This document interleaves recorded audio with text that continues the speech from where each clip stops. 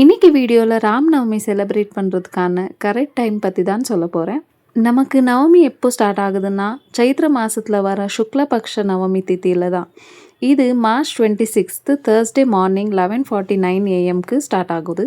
இது எப்போ முடியுதுன்னா March 27 Friday morning 10:07 AM finish ஆகுது.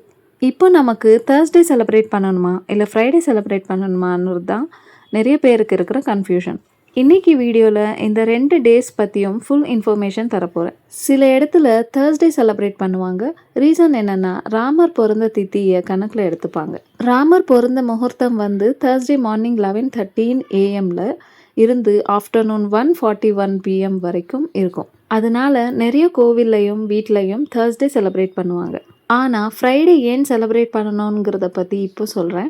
நம்ம ராம் நவமியை எப்போவுமே சன்ரைஸ் டைமை பேஸ் பண்ணி தான் செலிப்ரேட் பண்ணணும். ஸோ ஃப்ரைடே தான் கரெக்ட். இன்னொரு முக்கியமான விஷயம், ராமர் சூரிய வம்சத்தில் பிறந்தவர். சூரிய தேவனோட பிளெஸ்ஸிங்கோட நம்ம பூஜை பண்ணணும்னா ஃப்ரைடே மார்னிங் திதியை பேஸ் பண்ணி தான் பண்ணுறது தான் பெஸ்ட். ராமர் வந்து விஷ்ணுவோட 7வது அவதாரம். ஸோ ஸ்பெஷலாக பூஜை பண்ணுங்கள். இன்றைக்கி சொன்ன எல்லா இன்ஃபர்மேஷன்ஸும் உங்களுக்கு யூஸ்ஃபுல்லாக இருக்கும்னு நினைக்கிறேன். இந்த வீடியோ உங்களுக்கு பிடிச்சிருந்துச்சுன்னா லைக் பண்ணி ஷேர் பண்ணி மறக்காமல் சப்ஸ்கிரைப் பண்ணி வச்சுக்கோங்க. தேங்க்யூ.